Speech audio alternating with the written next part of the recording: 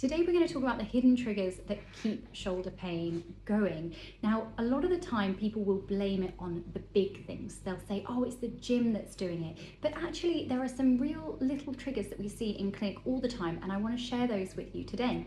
It's often not the big things that do it. It's often those little things that you're doing repeatedly over and over again, the small daily tasks that actually can cause this overload and cause a breakdown of this tolerance of the tissue. So we need to think about how we're going to resolve that. It might be things like your computer setup and your screen and where your mouse is positioned. Often people, if they've got their mouse positioned too far forward, they will be putting the back of the shoulder on quite a bit of a stretch, which sometimes the shoulder doesn't like. Repeated movements where you're bringing it across your body can also irritate things. So think about the position when you're working. Don't get stuck in this poor posture will cause pain. There's lots of evidence that shows you can have poor posture and not have any pain in your shoulders. So you be careful not to fall into this, oh, it's bad posture. Think, am I in a sustained position that causes pain? Yes or no? If it's yes, how can I modify that position so that I'm not causing repeated strain on that particular surface and structure?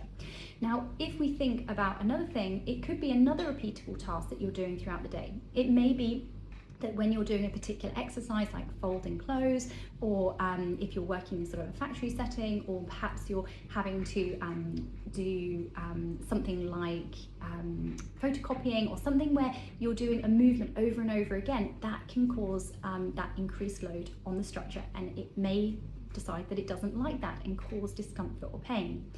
Other things that we see that sometimes trigger it are things like sleep position. So you may well know, if you have shoulder pain, that often nighttime can be a problem. You know, people will come in, and often nighttime pain, as long as it's not a red flag nighttime pain, if you're having unrelenting night pain, then we want to investigate that further. We want to make sure it's nothing else. But if it's shoulder pain that's there in positional, so you're leaning on it, and then when you move and go into a different position, it feels better, then actually the likelihood of that is this kind of compression in this position. So think about how you're sleeping. Sometimes lying on your side and putting a pillow, so you're lying on the non-affected side, putting a pillow underneath so it doesn't come across the body, can be really much better for sleeping.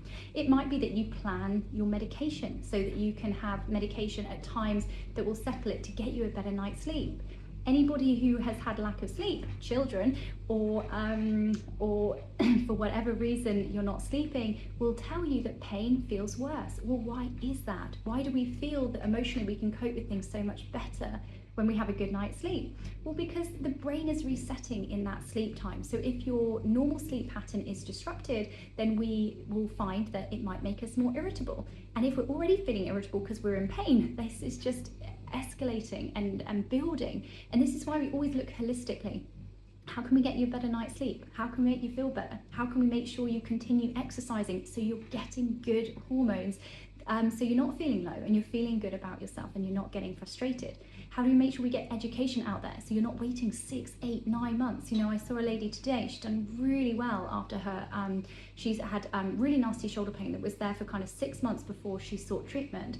And I just brought her in. I haven't seen her for quite a few months. I just brought her in for a retest to see how she's doing. So she has managed to avoid surgery, fantastic. Her strength is so much better and she's out of pain. But she says to me, I really wish I'd come and seen you in the beginning, because now I've had this period of time where I feel like I lost that, and I lost my fitness in that time. So if you're at a period at the moment where you feel you can't exercise, try to think, how can I adapt? Because the longer that you're not doing normal exercise, the lower your mood is likely to be, the more frustrated you're likely to feel, and the less fit generally you're going to feel to be able to do things.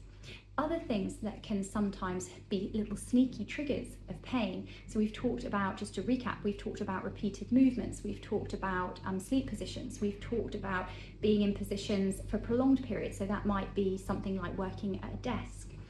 We also can find that there might be little triggers of certain movements. So we've talked about repeated movements, but it actually might be more like a compression type issue. So that might be that you've had a period of overload where something's got inflamed, but then it's almost like, I describe it a lot to patients, like having a scab.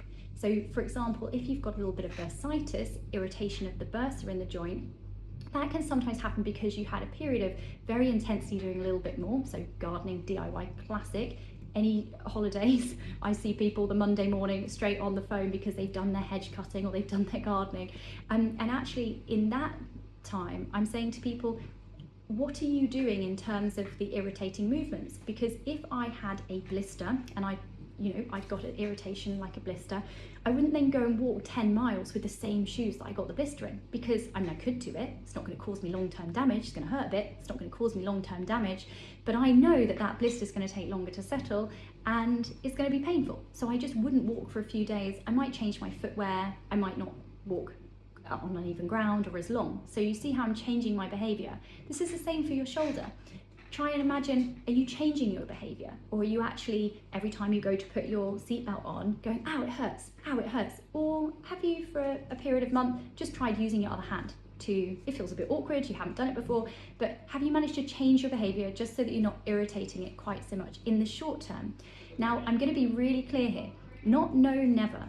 So many times people come in, I see a lot of second opinions for shoulders, and so often people say, oh, I was told like 10 years ago, I don't do that exercise, so I've never done it before. It's different at different contexts. So remember, try not to compare yourself to anyone else. You're running your own race, your shoulder is different to anybody else's shoulder. But also try and make sure that if there are things that make you feel better, that you repeat those. And also, again, just coming away from this really fixed yes or no binary way of looking at things. Try and look at things a bit more holistically.